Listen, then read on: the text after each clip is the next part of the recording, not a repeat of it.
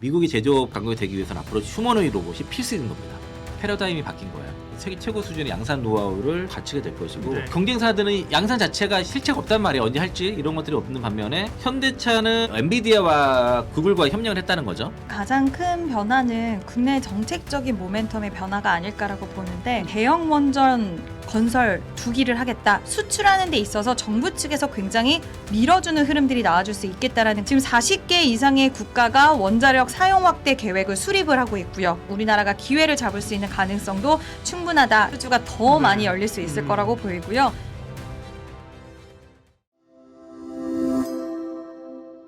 저도 그렇고 이용 인사님도 그렇고 이용 인사님이 현대차 6년 투자하셨거든요. 그래서 이제 거기다 아이디어를 처음에 잘 받았었는데 저희가 이제 작년 연말에 그 하반기에 한 11월 12월 달에 올해 증시가 상당히 쏠림이 심할 거다 보고 그래서 이제 그 삼성전자랑 SK하이닉스 쪽에를 집중 매집을 했었어요. 그러면서 같이 반드시 포트에 매집을 할 종목을 현대차를 꼽았습니다. 이유가 이제 CES 전에 매집을 해야 된다라고 봐서 현대차를 집중적으로 매수를 했고 적중했네. CES 때 터진 거죠. 그 전에는 도요타와의 밸류에이션을 비교를 했었어요. 도요타가 PBR이 1배인데 현대차는 0.6배인데 이 차이를 왜 두느냐 뭐부터 해서 도요타가 뭐 11배인데 그 현대차는 6배, 7배니까 그 밸류에이션이 격차만 해도 주가가 올라갈 수 있다라고 봤는데 이게 테슬라랑 비교하는 거죠. 40만 원이 딱 넘어가는 순간 달라지는 거예요, 상황이. 그래서 그러니까 CES를 딱 보니 이 아틀라스 로봇이 이게 세계 최고인 게 확인이 됐죠. 그러니까 현대차는 아틀라스 로봇을 가지고 실제 양산 라인에 투입할 수 있는 기술력을 보여줬는데 게다가 그 백덤블링을 할 때 뭐 자세를 고쳐가는 보통은 로봇들은요 하나의 시퀀스가 발생을 하면 실패를 했을 때는 그 다음으로 넘어가거든요. 내가 백덤블을 했으면 넘어져야 돼요. 그리고 다음 일어서는 동작으로 넘어가줘야 되는데 현대차는 그 보스턴 다이내믹스의 아틀라스는 올뉴 아틀라스예요. 완전히 바뀐 아틀라스란 말이에요. 백덤블링 하는 과정에서 내가 실패할 걸 예상하고 그 와중에 시퀀스를 바꿔서 동작을 다시 했다는 거죠. 그게 대단한 겁니다. 그게 그 하나의 덤블링이 실패한 게 엄청난 파장을 불러일으킨 거고 그리고 테슬라가 뭐 계란 이렇게 뭐 집는 거라든가 배터리 이렇게 옮기기 이런 건요 20-30년에 이미 다 했던 것들이에요.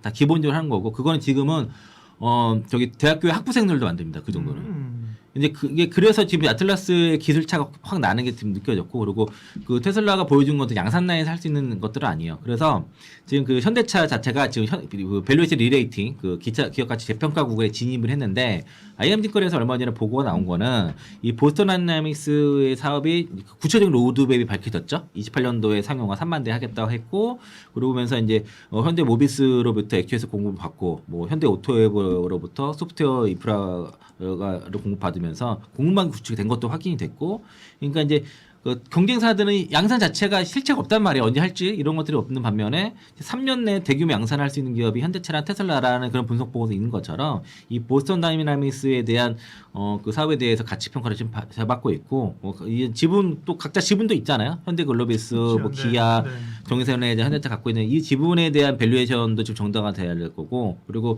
이 그 엔비디아와 그 구글과 협력을 했다는 거죠. 그거에 대해서도 되게 높게 평가를 하는 겁니다. 특히 이제 자율주행 쪽에서 엔비디아와 협력을 한 것들, 특히 이제 그 알파마요와 그 E2E 기반의 그 자율주행 그 알고리즘을 가진 알파메오가 현대차의 그 개발 방향과 일치한다는 거고, 그리고 이런 것들이 같이 이제 구글 딥마인드랑 같이 알고리즘에 대한 고도화 연계가 된다 그러면은 여기에 대한 그 시너지가 날 거라고 보고 있고요. 그래서 이 자율주행에 대해서만 충분히 이제 뭔가 보여준다고 하면은 충분히 밸류에이션 리레이팅이 더 가능하다라고 보는 거고요. 올해 2분기에 그 페이스카 공개가 예정되어 있습니다. 여기서 이제 어떤 자율주행에 대한 기술력을 현대차의 상황을 보여줄 것으로 기대를 하고 있는 상황이고, 그래서 이제 향후에 이제 IM증권에서 저희 회사에 나온 리포트에서는 자율주행 및 그 휴머노이드 개발 성과에 따라서 여러 가지 할인율을 해소하면서 어떤 섬저처 특히 테슬라의 격차를 좁혀 나갈 것으로 판단한다 그런 보고서가 나왔고, 그 현대차가 퍼가 지금 10배 정도 돼요. 10배, 11배 정도 수준인데. 테슬라가 250배, 180배, 250배 정도 되고 PBR도 지금 이제 한 배 이제 올라왔는데 테슬라 뭐 25배 정도 되니까 그 정도 격차라는 건데요. 테슬라 이번에 CES에서 일론 머스크가 묻힌 건 처음입니다. 아틀라스가 다 씹어 먹어버렸기 때문에 그러니까 일론 머스크는 뭔가 아젠다를 던지고 기술을 이렇게 할 거라고 던졌는데 현대차는 이걸 구현해 버렸잖아요. 그리고 이번에 그 아틀라스 같은 경우에는 예전에는 아틀라스 로봇이 다 그 URP 펌프로 기반이었는데 다 전기식 모터로 다 바꾼 게 정은선에 대한 지시에 의해서 완전한 다른 로봇이에요. 그래서 현대차는 차를 완전히 새로운 차를 만들 때 올유를 앞에 붙입니다. 더 뉴는 올유를 붙였고 올유 아틀라스잖아. 완전한 새로운 로봇을 이번에 그 보여준 거고 현대차 자체를 해서 이번에 그 구매본부 내에 로보틱스실을 신설해서 양산체제 구축이 좀 들어갔고요. 구매본부 밑에 로봇 그 부품 구매실을 올해 1월 달부터 신설했습니다. 이 안에 또 로보틱스 그 SCM 전략팀과 부품 구매팀들이 있어가지고 이런 조직을 개편했고 여기서 이제 이 자체가 이제 공급망의 공급망 체계화를 지금 들어간 겁니다. 그러면서 비용 경쟁력도 확보하면서 휴머노이드 로봇의 제작 단가의 그 액추에이터가 60% 단가를 차지하고 있거든요. 이거를 다운시키는 건 앞으로 현대모비스가 해줘야 되고 이런 구매 실을 통해서 아마 또 계속 이제 부품 관리를 할 거예요. 굉장히 이 안에 뭐 액추에이터뿐만 아니라 MLCC, 뭐 센서 카메라 이런 것들을 다 조달을 체계화해서 단가를 낮추는 역할을 앞으로 할 거고 28년도에 그 현대차 조제 공장에서 그 아틀라스 로봇에 여기서 우선 도입을 되는 데 있어서 이 양산 계획의 핵심 그 부품 조달을 이 지금 구매 그 로보틱스실에서 앞으로 전담을 하게 될 겁니다. 그러면은 이제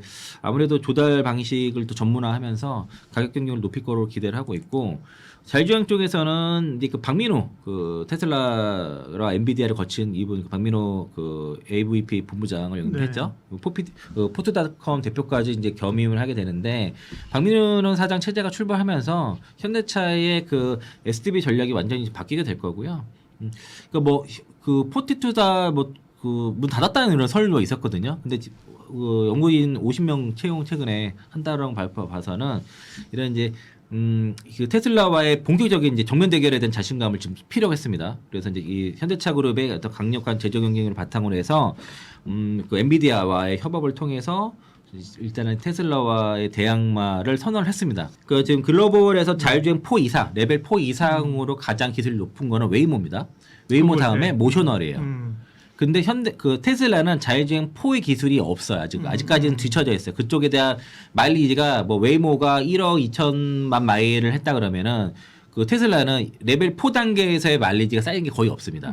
지금 테슬라의 핵심은 FSD는 2.5단계예요. 레벨 2에서 3 정도 사이 2.5 정도 되기 때문에 여기까지는 그 완전 자율주행을 보기는 어렵습니다. 근데 거기서는 또 현대차에 비해서 5년 앞서 있고 또 레벨 4 단계에서는 모셔널과 웨이모가 테슬라보다 5년 앞서 있습니다. 이게 좀 달라요. 모셔널은 이제 현대차하고 관련 있는 게 그렇죠. 예. 근데 모셔널도 올해 말부터 미국에서 상용화에 들어가는 거니까. 그러니까 이제 그 부분에서 본격적으로 이제 테슬라 경쟁이 붙으면서 이제 앞으로 이제 보여줄 거고 이 FSD와 견주는 그런 그 자율주행은 지금 현대차가 지금 5년 정도 4, 5년 정도 뒤쳐졌다고 보는데 이 엔비디아와 협력과 구글 딥마인드와 협력 특히 박민호 사장 체계에서 요 잘만 끌어가게 되면은 한 2, 3년 정도 따라잡을 수 있다는 거죠. 격차를 2년 내 정도는 좁힐 수 있을 거로 기대를 하고 있어서 그래서 이제 박민호 사장이 이런 체제에서 그 SDV에 대한 기술을 자체를 이제 실제 양산 체제에 완벽히 구현한 것들 특히 알파마요라든가 이런 것들을 엔비디아 기술을 통해서 구현한다고 하면은 그러면은 이제 그 자체도 이제 결국에는 자율주행에 있는 기술이 로봇까지도 적용이 돼요. 그래서 이제 어떤 로봇이나 AI 분야까지도 일단 확장이 된다 그러면은 이제 테슬라 본격적으로 비교가 될 것으로 일단 기대를 하고 있고 그리고 현대차의 그 로봇 전략이 좀 달라요. 그러니까 이제 28년도에 아틀라스가 3만 대 양산되기 전에는 그때 그 CES에 보였던 그 모베드 있지 않습니까? 네. 그 이동형 로봇 플랫폼을 플랫폼. 본격적으로 양산 판매가 되는 겁니다. 그 모베드 보면서 사람 물어보면 이게 뭐냐 물어보니까 플랫폼이라 얘기했었어요. 거기서. 그래서 거기서 지금 영업이 개시가 되고요. 올해 1분기부터 양산 들어가서 판매가 들어갑니다, 이게. 그래서 이제, 그러면은 이제 SL 통해서 위탁 생산 체계를 구축을 한 상태고 3년간 10,000대에서 15,000대 정도 그 판매 목표를 하면서 매출을 한 1,500에서 2,000억 정도 기대를 하고 있고요. 이게 모베드 특징 자체가 이게 이제 그 경사로도 이렇게 그 수평을 유지하면서 한 20cm 높이랑 한 10도 정도 경사는 다 이렇게 움직일 수 있고 이 안에 물류 배송도 할 수 있고 촬영 장비도 얹고 광고 안내라든가 골프백 같은 것들을 이런 식으로 만들 수 있고 타는 용도, 순찰 용도로도 이게 다양하게 활용할 수가 있는 상태인데 이걸 실제 판매한다는 겁니다. 실제 수익 모델이 되고 있어서 28년도에 휴머노이드 로봇 양산 전에 모벨을 통해서 현실적인 수익 모델을 먼저 만드는 거죠. 이거는 그러니까 이제 이거 약간 이원화 전략이죠. 보스턴 다이내믹스는 휴머노이드 로봇에 집중을 하고 그리고 아까 로보틱스 랩 같은 경우에는 이런 그 웨어러블이라든가 뭐 이동용 로봇 이런 거에 대해서 한 되게 14개 라인업을 준비하고 있어서 실제 판매가 앞으로 되는 거죠. 그래서 이제 그러니까 28년도까지 마냥 기다리는 게 아니라 이 로봇 모멘텀은 올해부터 발생을 하는 겁니다. 좀 달라요, 이 부분이. 네. 그리고 28년도에 그 현대차의 휴머노이드 로봇 아틀라스가 양산이 됐을 때는 그 삼성증권의 분석인데 시간당 인건, 그러니까 가격은 제조 단가 기준으로 4,300만 원 정도까지 떨어질 수 있는데 시간당 인건비가 1.2달러까지 떨어질 수 있다는 겁니다. 현대차의 그 조작 공장의 시간당 인건비는 현재 66달러고 미국 시장의 그 미국 노동자의 시간당 인건비는 88달러 정도인데 이게 1.2달러까지 떨어질 수 있다는 거고 전 세계에서 가장 인건비가 낮은 그 공장이 테슬라의 상하이 기가팩토리인데 거기가 7달러입니다. 근데 지금 조작 공장이 66달러니까 원가 단가 게임이 안 됐던 거예요. 그런데 이게 1.2달러에 떨어진다고 하면은 이거는 테슬라 뿐만 아니라 이제 그 현대차도 이런 휴머노이드 로봇으로 가는 게 그게 시의 트림이고 미국이 리쇼링을 하지 않습니까? 그렇죠. 제조업 기반을 미국으로 가져가는데 미국 인건비 비싼데 어떻게 하냐? 패러다임이 바뀐 거예요.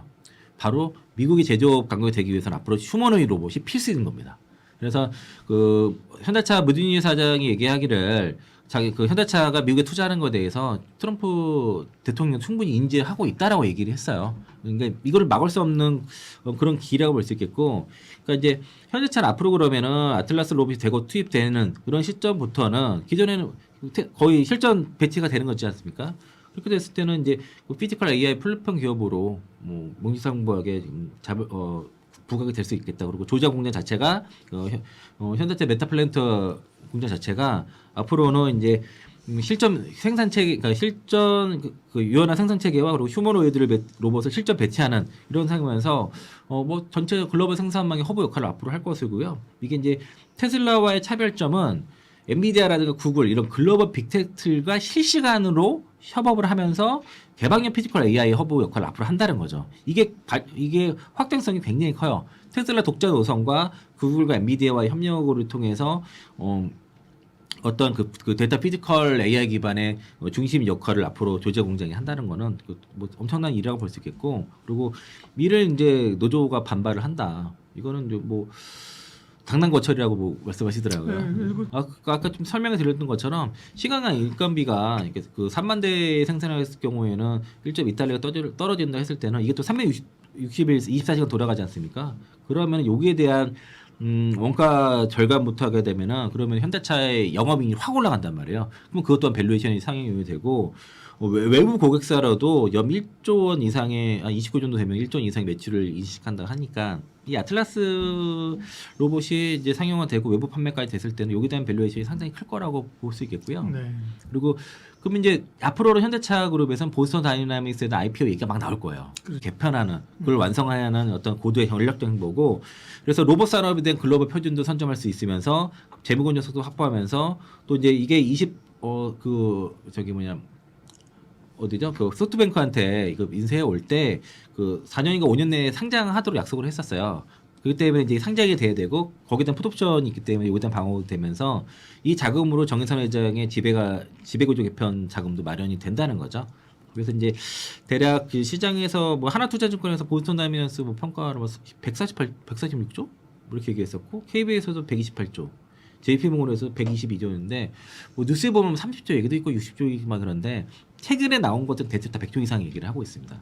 그러면 이제 거기서 정의선 회장이 한 22%가 지분 갖고 있으면 그걸 일부 뭐 한 지배구조 개편 자금이 최소 5조 이상 필요하다고 들었는데 충분히 순환 출자 해소할 수 있겠죠. 그러면은 지배구조 개편 자체가 그동안 지배구조 문제 때문에 밸류에이션 할인을 받고 있었는데 이 또한 밸류에이션이 상향이 되는 거죠. 그러니까 현대차는 앞으로 그러면은 그러니까 AI와 로보틱스 기반으로 인해서 종합 모빌리티 뭐 솔루션 기업으로 바뀐다고 하면은 단순하게 이제는 뭐 도요타와의 밸류가 아니라 그 테슬라와의 밸류에이션 비교가 직접적으로 될 거고요. 이게 이제 시간이 지나면 지날수록 그 더 크겠죠. 그러니까 테슬라가 현재는 아직 그 현대차를 보고서 깜짝 놀라서 그 옵티머스를 공장에 투입하겠다 했거든요.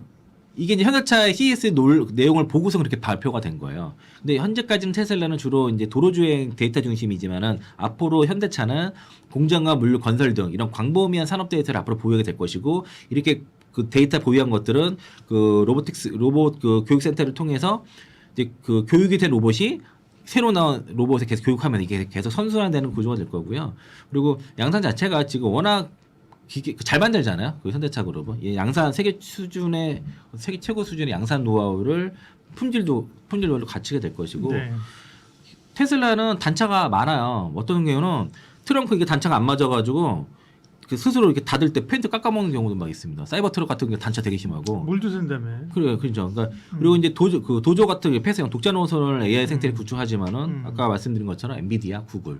과의 협력을 통해서 개방형 생태계를 구축한다는 거죠. 이게 이런 얘기들이 최근에 갑자기 너무 많아져가지고 걔네들이 막 달려들었죠. 50만 원에서 막 겁없이 막 사요. 하니까 그런 것 때문에 주가가 제법 횡보할 것 같아요. 제법 기간 조정이든 가격 조정이 크지는 않겠지만은 제법 조정 기간이 좀 있기 때문에 그런 기간을 이용해서 네. 그래서 이제 매집을 해야 되는데 막 지금 여기서 막 사는 게 아니라 저희도 현대차를 26만 원부터 매수를 시작해서 31만 원까지는 최대 물량을 잡고 더 갈 때 더 샀어요. 샀는데 그래서 이거 30일까지 사다가 아니 38까지 사자 하다가 42에도 샀단 말이에요. 그러다가 최근에는 50만 원에도 좀 샀습니다. 그러니까 일부 좀 샀어요. 50만 원 이하에서 좀 많이는 못 사죠. 조금 사긴 샀는데 이미 밑에서 물량을 많이 샀기 때문에 그렇죠. 위에서 조금 사도 부담이 없는데 네.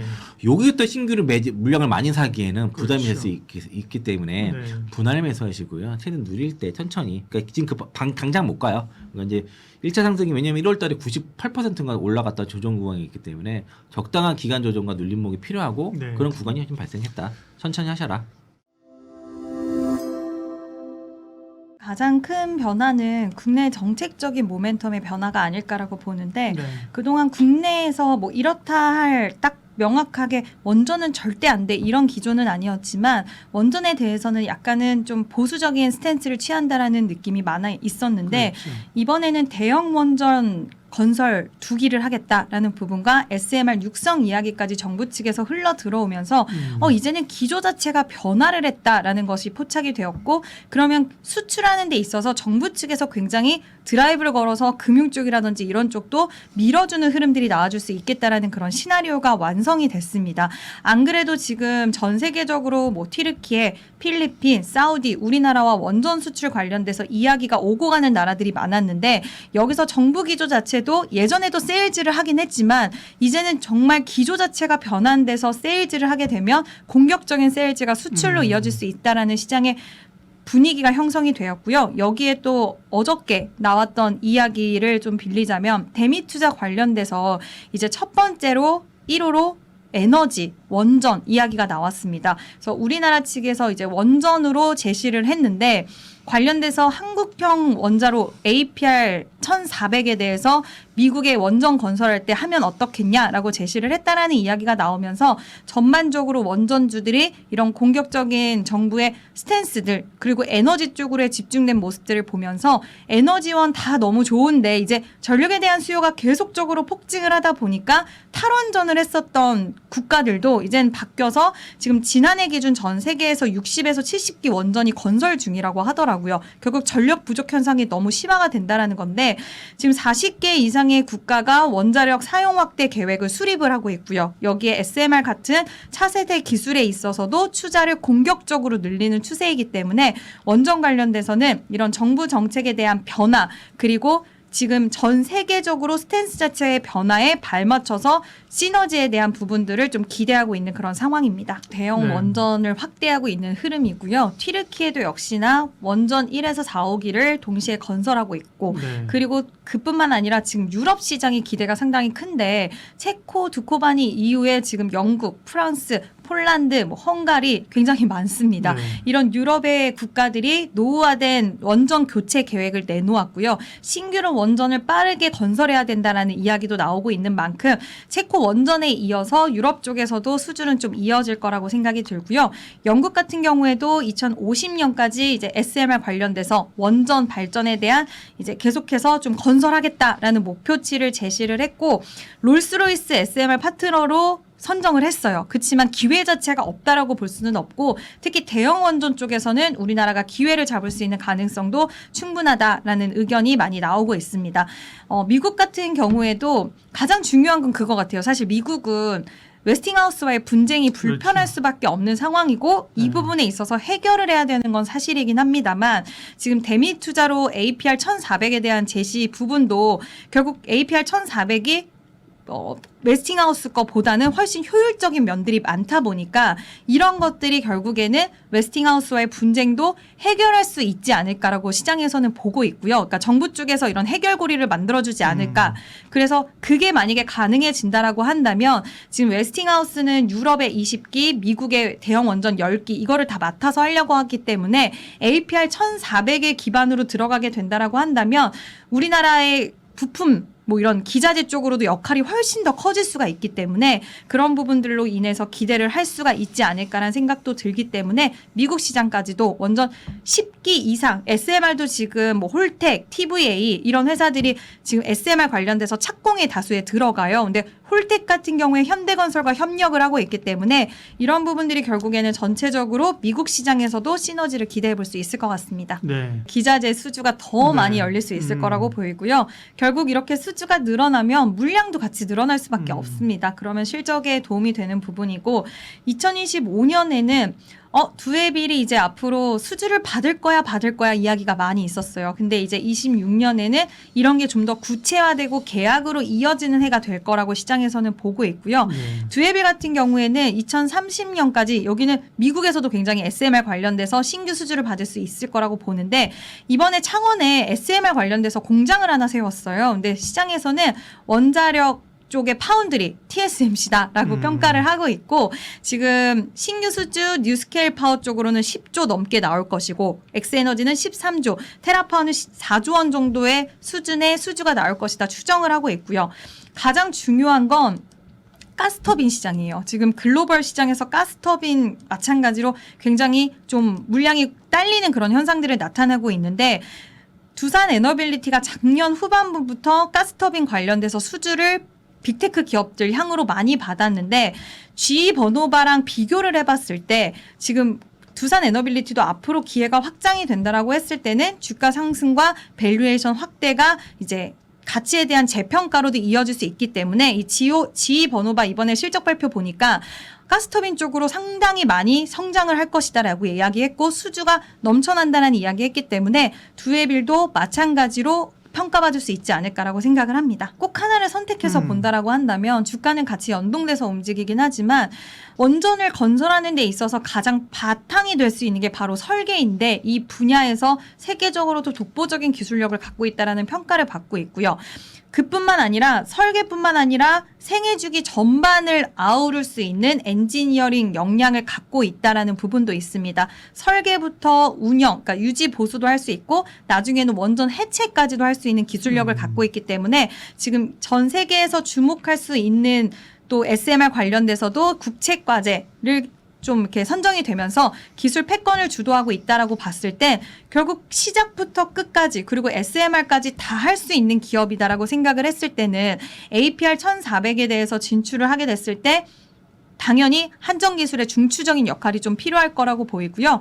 웨스팅하우스와의 이런 분쟁도 만약에 해결이 된다라고 했을 때는 지금 웨스팅하우스가 인력은 많기는 하지만 한정기술에게 일부분은 좀 넘길 수 있는 가능성도 있다라고 하더라고요. 그럼 유럽 수주 거기다 미국의 10기 건설까지 본다라고 했을 때 한정기술이 받을 수 있는 수혜는 상당히 많을 것이다라고 생각을 합니다. 중소형사들도 있긴 하지만 변동성이 너무 크고 그쵸. 아직까지는 실적에 대한 부분들 우려도 좀 있는 회사들이 많기 때문에 대형 건설사를 좀 보자라고 말씀을 드리는 이유는 이들은 이제 주택 공급 확대라든지 국내 정책 발에 대한 모멘텀도 가져갈 수 있는 것도 있겠지만 추가적으로 정말 현실에 나가서 수주를 받은 이력들이 있습니다. 특히 현대건설 같은 경우에도 팰리사이드 SMR 관련돼서 프로젝트가 늦으면 상반기 안에 EPC 네. 관련된 이제 계약이 좀 가능할 것이다라는 이야기가 나오고 있고요. 규모 같은 경우에도 4에서 5조 원 정도는 되는 상황이고 아까 SMR 관련돼서 착공에 들어가는 홀텍 같은 경우에도 현대건설과 협업을 하고 있는 그런 상황이기 때문에 실질적으로 수주를 받을 수 있는 그런 기업들이고 뭐 불가리아 원전 그리고 페르미 프로젝트 수주 가능성도 현대건설은 갖고 있기 때문에 저는 건설사 특히 대우건설은 체코의 두코바니 원전 계약할 때 팀코리아로 또 구성이 됐던 기업이기도 하기 때문에 대우건설 그리고 현대건설, 삼성물산, SMR 관련돼선 또 삼성물산도 속도가 빠르기 때문에 보시면 좋지 않을까라고 생각을 합니다. 기회는 열릴 수 있다라고 보고 있고요. 지금 결국에는 웨스팅하우스도 그렇지만 유틸리티 기업들, 미국의 유틸리티 기업들을 보면 트럼프 대통령은 항상 원전 10기 지어야 된다. 전력 부족하다. 원전이 너무 좋다라고 이야기는 하지만 그들은 미적미적 움직이질 않는다고 하더라고요. 그래서 그들이 움직이지 않는 이유는 복을 3, 4기 때 약 3, 4호기 때 약간 그런 실패를 맛봤고 뭔가 규제적인 측면은 완화가 안 되면서 계속해서 지어라 하니까 좀 미적미적한 행동을 보이고 있는데 그랬을 때 웨스팅하우스는 무언가를 해야 되는데 같이 협력할 수 있는 회사가 없는 거죠. 그랬을 때 EPC 쪽으로 우리나라 기업들에게 손을 뻗을 수밖에 없는 상황이고 그럼 팀코리아로 했을 때는 우리나라 건설사들도 같이 동반된 흐름을 충분히 보일 수 있다라고 생각을 합니다.